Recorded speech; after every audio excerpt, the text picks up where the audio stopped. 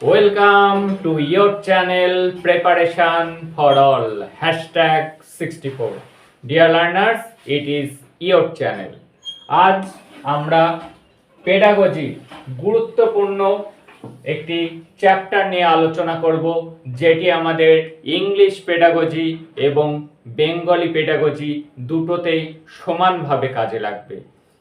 আজকে যে মেথড দুটি আমরা দেখব সেটি হলো ইন্ডাকটিভ মেথড এবং ডিডাকটিভ মেথড, যাকে বাংলাতে বলা হয় আরোহী পদ্ধতি এবং অবরোহী পদ্ধতি। এই আরোহী পদ্ধতিটি কি? এই আরোহী পদ্ধতি কিন্তু এখন আধুনিক শিক্ষায় সবথেকে গুরুত্বপূর্ণ মেথড হলো এই ইন্ডাকটিভ পদ্ধতি বা আরোহী পদ্ধতি। এই ব্যাকরণ শেখারও কিন্তু শ্রেষ্ঠ পদ্ধতি এখন মানা হয় এই আরোহী পদ্ধতিকেই। কোশ্চেন আসবে যে ব্যাকরণ শেখার সবথেকে ভালো পদ্ধতি কোনটি, সেটা আরোহী পদ্ধতি, অবরোহী পদ্ধতি, এরকম তোমাদের অপশন থাকবে। ব্যাকরণ শেখার সবথেকে আদর্শ পদ্ধতি হলো আরোহী পদ্ধতি, এবং ইংলিশের ক্ষেত্রেও তাই। ইন্ডাকটিভ পদ্ধতি হলো গ্রামার শেখার সবথেকে ভালো পদ্ধতি। দেখে নাও ইন্ডাকটিভ পদ্ধতিটা কি। কংক্রিট টু অ্যাবস্ট্রাক্ট, মূর্ত থেকে বিমূর্তের দিকে যেটি যায় সেটি কিন্তু ইন্ডাকটিভ মেথড বা আরোহী পদ্ধতি। এই মূর্ত বা বিমূর্তটা কি? মূর্ত বিষয় হলো সেটি যেটি আমরা চোখের সামনে দেখতে পাই। পাঁচজনকে দেখে একটি সিদ্ধান্ত গ্রহণ করলাম, একটি ডিসিশনে আসলাম, একটি জেনারেলাইজেশন করলাম, সেটাই কিন্তু ইন্ডাকটিভ পদ্ধতি। প্রথমে দেখে নেওয়া হবে উদাহরণ, তারপর আমরা নিজেরাই সূত্র বানাবো। এবং ডিডাকটিভ পদ্ধতিটা কি? ডিডাকটিভ পদ্ধতিতে আগে সূত্র বলে দেওয়া হবে, যেটি প্রাচীন পদ্ধতি। আগে সূত্র বলে দেওয়া হবে, a+b² সূত্র আগে বলে দেওয়া হবে, তারপর সেই রুলসের উপর কিন্তু তোমাদেরকে দেয়া হবে, স্টুডেন্টদেরকে দেওয়া হবে সলভ করতে। কি a+b², এই ফর্মুলাটা কি বলে দেওয়া হলো a² + 2ab + b²।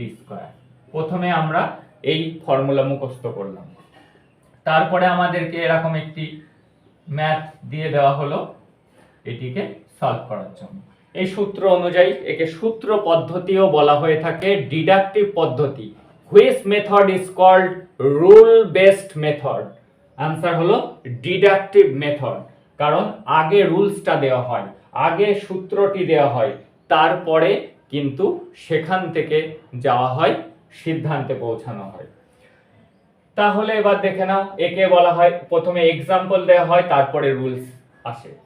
কোশ্চেন আসবে যে প্রথমে এক্সাম্পল, পরবর্তীতে রুলস, বা প্রথমে উদাহরণ তারপরে সূত্র দেওয়া হয়, এটিকে কোন পদ্ধতি বলা হয়? এটিকে বলা হয় ইন্ডাকটিভ, এবং বাংলাতে আরোহী পদ্ধতি বলা হয়। পার্টিকুলার টু জেনারেল, বিশেষ থেকে সামান্যর দিকে যাওয়া হয়, অর্থাৎ বিশেষ কিছু কিছু জিনিস দেখে তারপরে একটি জেনারেলাইজেশন করা হয়। রাম মরণশীল, শ্যাম মরণশীল, যদু মরণশীল, তারপরে একটি জেনারেলাইজেশন করা হলো, একটা সিদ্ধান্তে উপনীত হওয়া হলো যে সমস্ত মানুষই হয় মরণশীল। কিন্তু এখান কি করা হচ্ছে, যে সামান্য থেকে বিশেষের দিকে যাওয়া হচ্ছে। সামান্যটা কি? আগেই বলে দেওয়া হচ্ছে মানুষ মরণশীল, যদু মানুষ, তাহলে যদু হলো মরণশীল। এটি কোন পদ্ধতি? ডিডাকটিভ পদ্ধতি। এরকম একটি এক্সাম্পল দিয়েও নিচে কোশ্চেন দেওয়া থাকতে পারে যে এটি কোন পদ্ধতির উদাহরণ, তখন তোমাদের সেই অনুযায়ী লিখতে হবে। যদি দেয়া থাকে যে আগেই বলে দেওয়া হয় মানুষ মরণশীল, রাম মরণশীল, শ্যাম মরণশীল, রাম শ্যাম মানুষ, তাহলে রাম শ্যাম মরণশীল। তাহলে এটি কোন পদ্ধতি? আগেই বলে দেওয়া হয়েছে মানুষ মরণশীল, তাহলে এটি ডিডাকটিভ পদ্ধতি। কিন্তু যদি দেয়া থাকে রাম মরণশীল, যদু মরণশীল, তাহলে মানুষ মাত্রই মরণশীল। প্রথমে এক্সাম্পল দেওয়া হয়েছে, বিশেষ কিছু দেখানো হয়েছে, তারপরে জেনারেলাইজেশন করা হয়েছে, সেটি হলো আরোহী পদ্ধতি বা ইন্ডাকটিভ মেথড। এখানে কি করা হয়? ইন্ডাকটিভ মেথডে সিম্পল থেকে কমপ্লেক্সে, যেটি সিম্পল সহজ থেকে কঠিনে। এবং কোশ্চেন আসবে যে শিশুদেরকে পড়ানোর জন্য সব থেকে উপযোগী কোন পদ্ধতি, আরোহী পদ্ধতি নাকি অবরোহী পদ্ধতি? শিশুদেরকে শেখানোর জন্য সবসময় কিন্তু আরোহী পদ্ধতি বা ইন্ডাকটিভ মেথডটিকেই গ্রহণ করা হবে। প্রথমে মুক্ত জিনিস যেটি তারা চোখে দেখছে সেটি প্রথমে তাদেরকে দেখিয়ে তারপরে কিন্তু জেনারেলাইজেশনে যেতে হবে। যেমন আমি ইংরেজিতে নাউন পড়াচ্ছি, প্রথমে আমি একজন স্টুডেন্টকে তুলে বললাম যে তোমার নাম কি, আর একজনকে জিজ্ঞেস করলাম তোমার নাম কি, তোমার বাবার নাম কি, তোমরা কোথায় থাকো। এই যে চোখের সামনে সবার কাছ থেকে নাম জানা হলো, বাবার নাম জানা হলো, জায়গা জানা হলো, তারপরে আমরা সিদ্ধান্তে উপনীত হলাম, সংজ্ঞাটি বলে দিলাম যে নাম মাত্রই নাউন। কোনো কিছুর নাম বোঝালে মানুষ হোক, বস্তু হোক এবং জায়গা হোক, তার নাম বোঝালে সেটি নাউন। এই যে প্রথমেই আগে উদাহরণ নেওয়া হলো বাচ্চাদের কাছ থেকে, তারপরে তাদেরকে সূত্রটি বলা হলো। এইটি হলো বাচ্চাদের পড়ানোর জন্য আদর্শ পদ্ধতি, হলো ইন্ডাকটিভ বা আরোহী পদ্ধতি। এই ডিডাকটিভ বা অবরোহী পদ্ধতি একটি উন্নত বা আপার লেভেলের স্টুডেন্টদের পড়ানোর জন্য এটি ভালো। প্রথমে সূত্র দিয়ে তারপরে উদাহরণে আসা হয়, এক্সাম্পলে আসা হয়। এই ইন্ডাকটিভ পদ্ধতিতে কি করা হয়, নোন টু আননোন, জানা থেকে অজানা। বাচ্চারা যেটা জানে সেটাকে দেখিয়ে তারপরে তাদেরকে ফর্মুলা শেখানো হচ্ছে, জানা থেকে অজানা। এবং ডিডাকটিভ পদ্ধতিতে কি করা হচ্ছে, আননোন টু নোন, অজানা থেকে জানাতে যাওয়া হচ্ছে। এই পদ্ধতিতে ইন্ডাকটিভ পদ্ধতিটা সবসময় আমরা অ্যাপ্লাই করতে পারি না, কখনো কখনো ডিডাকটিভও করা যায় না। এই ইন্ডাকটিভ কেন করা যায় না, সবসময় সম্ভব হয় না, কারণ এটি হলো টাইম কনজিউমিং, এটি করতে অনেক বেশি সময় লাগে, এটি একটি সময় সাপেক্ষ পদ্ধতি। যদি কোশ্চেন আসে যে নিম্নোক্ত কোন পদ্ধতিটি সময় সাপেক্ষ পদ্ধতি, তাহলে কিন্তু সেটি আরোহী পদ্ধতি বা ইন্ডাকটিভ মেথড, এটি টাইম কনজিউমিং। আর ডিডাকটিভ পদ্ধতিটা কেমন, টাইম সেভিং। আগেই সূত্রটা দেওয়া হলো, তারপরে আস্তে আস্তে তাকে কোশ্চেন দেওয়া হলো, প্রথমে সূত্রটা জেনে তারপরে তারা অনেকগুলো কোশ্চেন আনসার করার পর তাদের কাছে সেটি জানা হয়ে গেল। প্রথমে অজানা ছিল সূত্রটা, বারবার প্র্যাকটিস করতে করতে সেটা জানা হয়ে গেল। তাই আননোন থেকে নোন হচ্ছে, অজানা থেকে জানা হচ্ছে। কিন্তু ইন্ডাকটিভে প্রথমেই আমরা উদাহরণ নিয়ে নিচ্ছি, তারপরে সেটা আমরা সূত্রটা বলছি। দেখা গেল আমি অঙ্কের ক্লাস নিচ্ছি, আমি কতগুলো বিভিন্ন শেপের ত্রিভুজ আঁকালাম,